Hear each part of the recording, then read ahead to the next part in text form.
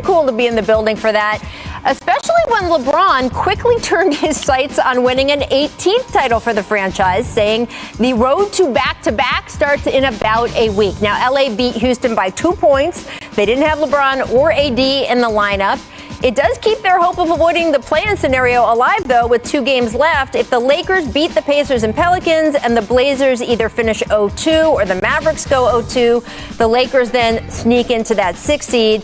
Now, if the Blazers and Mavs both finish 0-2, the Lakers would be the 5 seed if both of those teams can't win another game. So, Vince, how much pressure is there on their superstar duo to play these final 2 regular season games? You know, Rachel, I think there's pressure. I mean, they could say what they want. There's some pressure, okay? But with the Lakers, it just depends on what they're trying to accomplish. What seed do they really want? Do they want to get 6 and play the Clippers, or do they want 7 and see the Clippers later on? It's just the path they want. And that's the only way I can wrap my mind around how why LeBron's not playing right now. Because, I think, yes, he has a lot of finals experience, and it's like an old hat for him. He's like, hey, I know when it's time to turn it up, it's time to turn it up, like he said in his speech. But, as a team, you just want everybody to be on the same page. And yes, we remember how it is when LeBron's out there and how easy the game is, but you still want to have your guys going and playing your best basketball. I don't care if you're the Lakers or if you're Golden State or whoever you are. So that's my only concern. If they're healthy, I'm not worried about it, but it just depends on where they want to be in this situation. But when you play that game, you have to be careful playing in the play-in tournament, because you can run against a Steph Curry who can go for 50, 60, and upset you and put you in a position where you don't want to be in. We piggyback on something Vince just said, because you were so right. Like I'm trying to figure out just now as a fan of this, and I love postseason basketball, I think, more than anything I've ever covered, which I'm old enough for that to have been everything.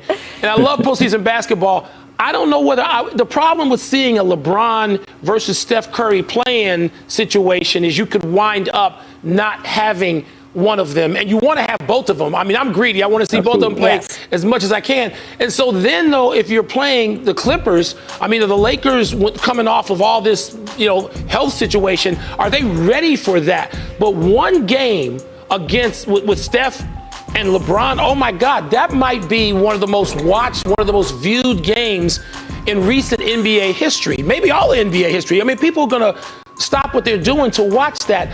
I don't know how ready the Lakers can be. The history of basketball is littered with teams that weren't able to reach their potential because great players were hurt. People like this is new. This is not new. No. I remember Magic Johnson, our dear friend Irvin, limping off the court with that hamstring in the finals NBA against finals. the Pistons. I remember Isaiah Thomas putting up one of the great performances in the history of the game on one ankle.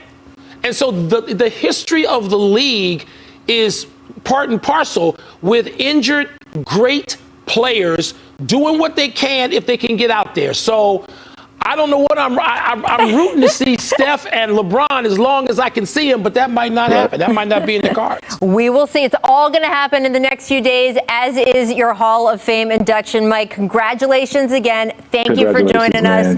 Always an honor. We appreciate you both. Thank you. Thank you. And thank Chris Paul for what he said again. The amazing Chris Paul. Don't forget him on your MVP ballots, by the way. I'm stumping for Chris now, too. I love it. Well, have fun up in Springfield. Enjoy Zach Lowe is going to pop in on this show in just a few minutes. He'll discuss the significance of the Knicks clinching their first playoff berth since 2013. Test embodies Kareem's striving for social justice and racial equality. The winner will be announced during the playoffs. He will receive $100,000 from the league to donate to an organization of his choosing. Here's Kareem talking to our Maria Taylor about the award. The Kareem Abdul-Jabbar Social Justice Champion. When you found out that this was going to be something that would start this year, what was your initial reaction when you get that call from the NBA? When I got the call, I was kind of incredulous. I didn't think that they would do something like that. I was told that, no, it's for real. And I'm just really happy that it's something that will take on an ongoing life and hopefully outlast me by a lot of years. It's pretty incredible. Well, Bon, what's your reaction to the league creating this award and honoring Kareem in this way? a couple of reactions, Rachel. One of them is just to having Kareem involved at this level in the league, in the basketball community. I mean, there were too many years where I don't know what it was. You heard all kinds of theories, whether it was people not embracing Kareem to the degree that some of us thought should have been happening, or whether he wasn't available as much as he should have been available. Whatever that is, to have Kareem in this space at all for any reason is good. I mean, Kareem is a brilliant man. He's a champion, a multiple-time champion. He's one of the most important players in the history of the league. And now to add it with social justice, to do it this way, when Kareem was championing this before anybody who's playing in the league was born. I mean, we can probably go like plus 10 or 15 years on that. So Kareem has been at this when it wasn't popular. Kareem was at this when there was risk attached to it. Yep. And you see that Cleveland Summit right there, which is one of my favorite shots of all time. Yes. To have Kareem in this space now, Rachel, all you can say is I'm glad to see it. And everybody who feels this way about basketball or social justice should be thrilled to see Kareem in this space. Yes, this is amazing. It's great to hear all that. Like you said, Kareem has done on the court plus off the court has been unbelievable. And I know a lot of young guys don't look and study the game like they should, but this is something that means a lot. And you know, guys, I hope, you know, they're talking about giving the award at the end of the year to an individual. This inaugural year, I would honestly like to see it go to all of the young athletes who are doing something on the front line this year, because this was the most important year, and we're seeing a lot of these young guys stand in the front lines and using their voice, using their platform, speaking for those who did not have a voice or a loud enough voice, and making sure they were heard. You see, like Jaylen Brown, you see the Milwaukee Bucks. Yep. There's so many guys that you can choose from.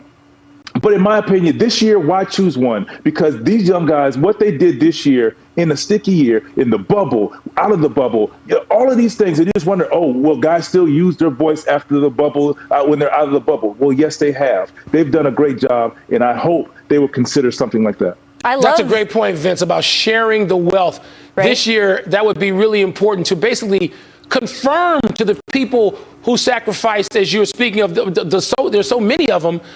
You don't want anybody to feel bad that their contributions were just ignored if they were to feel that way. So that's a great point. Although I do love, Vince, you're willing to spend so much of the league's money, $100,000 for you, $100,000 for you, $100,000 for you. Well, I'm even if it's not $100,000 this year, you know, they can figure that out, though, yes. Rachel. No, of course. Maybe it's $20,000. Yes. And the overall idea, I think, is amazing. And the overall idea of the award is amazing. Producer Steve is saying in my ear that, indeed, the finalists for the award are getting $25K each to give to the charity of their choosing. So I think it is going to get spread around a little bit, and it is so important to have this be at the forefront of our game, to have Kareem Abdul-Jabbar being a presence at the forefront of our game. And also, shouts to President Obama for reaching up that high to be able to put the Medal of Honor around him. So I love seeing that clip as well. All right, guys, Wilbon's going to stick with us. We're going to talk about the Lakers. They managed to get a win without LeBron or Anthony Davis last night. How should they approach the final two games of the season? We'll discuss that next. First, though, time for our distant replay. This date, 2004. One of my favorite moments in basketball. Derek Fisher. They get it to Fisher.